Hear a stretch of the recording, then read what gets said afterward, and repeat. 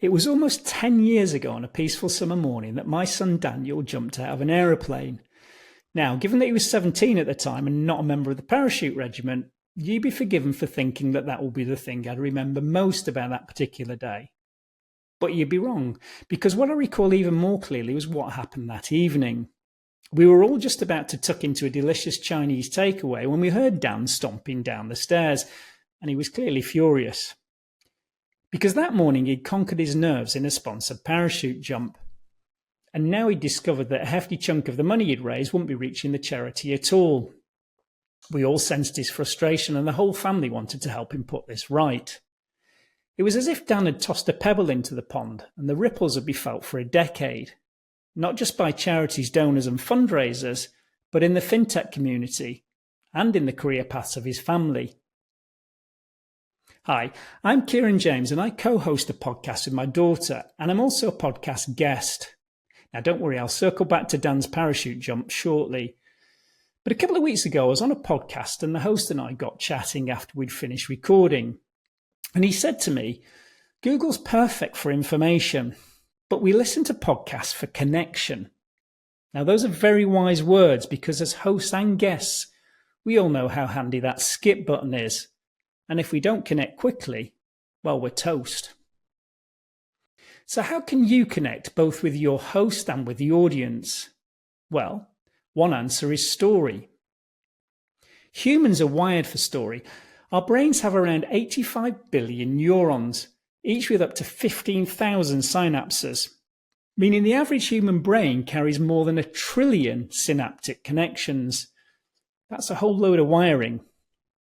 Stories are how we pass down survival strategies, but they also strengthen interaction. So storytelling isn't just knowledge transfer, it's social glue. In fact, 35,000 years before a single word was written, we were painting on the walls of caves to tell stories and foster community. Maybe you already know this, but images aren't allowed in today's talk, so there'll be no cave paintings, I'm afraid. In fact, no visual cues at all, no YouTube clips, no screen sharing, not even a logo.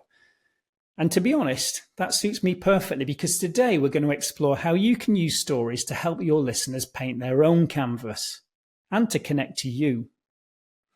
As an example, here's the kind of question I'm often asked on business podcasts. Tell me, Kieron, why on earth would you start a free charity giving platform? Now, I used to answer this question in a straightforward, factual way, something along these lines. We were inspired by the wonderful work of charities, donors and fundraisers. This was after we discovered that a chunk of donations was being deducted to cover costs, and in some cases even generate profit. And we wanted charities to receive every penny from those donations. Now, although this is accurate, it's not particularly engaging. It often felt like less of a why and more of a why not. So these days I talk about what happened on the day of Dan's jump. What I'm describing is the precise moment the idea hit, the trigger. Let's just do a quick recap of that story again, and if it's safe to do so, why not close your eyes for a moment and really listen? If you're driving or operating heavy machinery, please don't close your eyes. Okay, eyes closed, here goes. On a peaceful summer morning in 2015, Daniel jumped out of an aeroplane. What do I recall most about that particular day? Not his jump, but what happened later. Our delicious Chinese takeaway and Dan stomping down the stairs. Our shared outrage and determination to help him put things right. Dan had tossed a pebble, and we'd be feeling the ripples for a decade. Okay, you can open your eyes. Why is this response so much more engaging? What was it that helped you connect? Well, let's quickly return to the factual answer first. Unless you've set up a giving platform, it's actually pretty difficult to grasp what might be involved. The first answer is language heavy. It's dense. Some of the words are impenetrable. Your brain's having to parse words like non-profit, percentage, deduction, and giving platform. Let me quote briefly from Lisa Cron's excellent book, Wired for Story. Lisa says, if you can't picture it, it's general. If you can see it, it's specific. The general at best conveys an objective idea that just sits there, idling in neutral.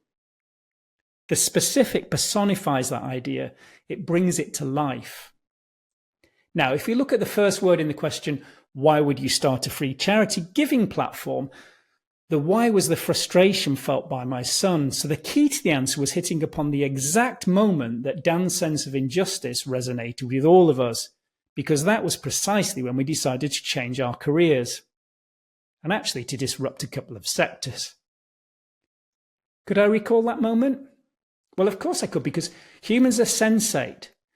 We store memories of significant events like this as images and sounds and as smells. Where were you when you heard that Donald Trump won the US presidency? Who were you with when Spain beat England in the Women's World Cup final last year? Now, I can tell you, as an Englishman married to a Spaniard, I remember exactly who I was with. Now, the next and very important point is to ensure the situation you're describing is relatable. Let's just take a look at Lisa Cron's book again, and let me quote another small section. Abstract concepts have a hard time engaging us. Because we can't see them or otherwise experience them, we have to focus on them really, really hard, consciously. And even then, our brain isn't happy. So let's look at the parachute story again and take a few of those relatable words.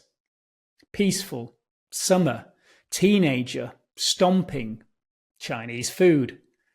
We all know what those things are. They're highly relatable. But here's another crucial point. Unless you were with us on that day, the image in your mind of the summer morning, an angry teenager, the staircase and the Chinese meal, well, they'll be entirely different from my recollection. For example, did you picture a cardboard takeout box and chopsticks? Or a rice bowl and spoon, maybe a plate with a fork? And what about the stairs that Dan stomped down? Were they wooden or carpeted? Were we eating at a table or relaxing on the sofa with trays on our laps? What really matters is that doesn't matter at all. Your image is just as relevant as my memory. You engage and we connect because those words are relatable. So, how much detail do I need to give you? Of course, too much will be distracting, but I need to add some precision to help you model the scene. I guess it's kind of a Goldilocks thing. I want to give you just enough to fill in the blanks. One study concluded that 2 words to describe an object or a person is about right. But do remember, it only takes 1 word to fundamentally change the image. Take a listen to this. A gentle summer breeze carried the faint scent of jasmine through the open door. Now let me add 1 more word, just a single additional adjective. A gentle summer breeze carried the faint scent of jasmine through the open French door. Like me, did your brain conjure up a completely different scene? I don't mean just the open French door, but the objects on either side of it. As Jonathan Gottschall points out in Storytelling Animal, authors trick readers into doing most of the imaginative work. They are drawing, not painting. The catalyst is the reader's imagination. So our job is to give our listeners just enough to see, to feel, and connect with our story, to relate to it. But remember, the image they create is entirely their own. Okay, we've talked about how we use adjectives to give just enough information, but how can we turn 2 dimensions into something, well, a little more dynamic? There's a clue in the question, and the answer is movement. We use it to convey pace and energy, or the exact opposite, that gentle summer breeze, for example. Albert Einstein nailed this in just 5 words when he said, "Nothing happens until something moves." And as Will Storr says in The Science of Storytelling, blockbusting scripts have a relentless adherence to forward motion, one thing leading to another. Now, I'm showing my age, of course, but consider the drama as James Bond skis off a cliff only to fall thousands of feet in the opening scene of Live and Let Die. And the movement in today's opening scene, not quite so dramatic, but Dan conquers his nerves and then leaps out of an aeroplane. So let's put all of this into the context of another typical podcast question. Again, this example is for a business show, but it doesn't really matter, the same principles apply. What's the most unusual challenge you faced in your founder journey, and how did you turn that challenge into opportunity? First, our straightforward factual answer. We encountered a significant issue when a software update led to a system crash for all users. This forced us to develop a new recovery protocol, which not only resolved the problem, but actually improved industry standards for software recovery. Now that's a genuinely fabulous outcome for the company and its customers. But tell me, how well did you connect with the founder? Let's take the same question, but this time answer with a story. In the early days, our startup was operating out of a damp, cramped shared office space in downtown San Francisco. It was a far cry from the spacious steel and glass building I'm speaking to you from today. Crisis struck when a software update caused a system-wide crash. The pressure was immense. I remember pacing circles in that tiny office at 2 a.m, feeling panic, but also determination. This all-hands-on-deck moment led us to a groundbreaking solution. It didn't just fix the pressing issue, we'd actually set a new industry standard.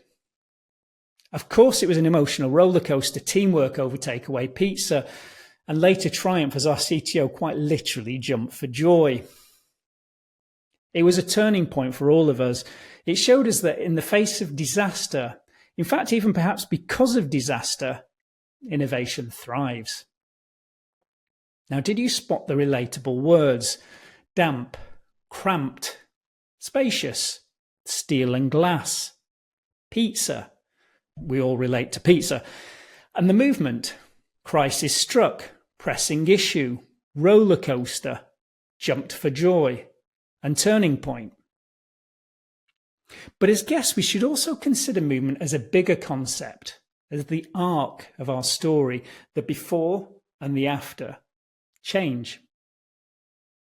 We're extremely sensitive to change. It's been necessary for human survival. We can perceive change at a micro level. A mosquito weighing 2.5 milligrams touches down on our arm. Now that's about the same weight as a single grain of salt. A faint rustling can be heard from the bushes, or a dog's bark suddenly changes in tone. All of these spell potential danger. And over millennia, we've honed this perception to an incredible degree, first to keep us safe, and then as we form communities, to recognize and understand the tiniest changes in facial expression, in body language, in the pace of our speech, and even in our breath. All of this to navigate an increasingly complex social landscape. Lisa Cron explains, stories about something that's changing. Things start out one way and end up another. A butterfly may be beautiful, but what makes it interesting is that it used to be a caterpillar. Now, I'd venture there's another crucial part to storytelling, and that's fallibility. Your listeners don't want to hear how great you are, even if you're truly awesome. Our connection to you is within the lessons you learned along the way to that greatness. It's not just the before and after, it's how you reach the after. Here's Will's story again. Greek myths have 3 acts, Aristotle's beginning, middle, and end, perhaps more usefully described as crisis, struggle, and resolution. Consider our tech founder's description of failure leading to innovation. What does she talk about? She mentions a major challenge, a system-wide crash, and a pressing issue. There's the crisis. She then goes on to describe immense pressure, pacing, panic, and determination. Of course, that's the struggle. And triumph, jumping for joy, and thriving innovation, resolution. Lisa illustrates this perfectly when she says, if I ask you to think about something, well, you can decide not to. In our case, that's catastrophic because it means you're skipping to the next podcast in your playlist. But she goes on, if I make you feel something, now I have your attention. Feeling is a reaction. Our feelings let us know what happens to us. Okay, so let me quickly summarize. Our objective as podcast guests is to connect. We've been using stories for millennia to do so, but the most effective, engaging stories are specific and relatable. To make your story relatable, create a scene and use a couple of words to describe people and objects in it. Try to use words that everybody gets. Use movement to make your story dynamic. And make sure you describe a beginning, middle, and end. This is the change, the arc of your story. That's what makes it a story. To maximize empathy, your beginning, middle, and end could also describe crisis, struggle, and resolution. How you changed professionally, or how during the struggle you changed others or your environment. And remember that you connect by being human and that humans are fallible. Tell a great story and your hosts and listeners will hang on to every word, excited to find out what happens next. Thank you.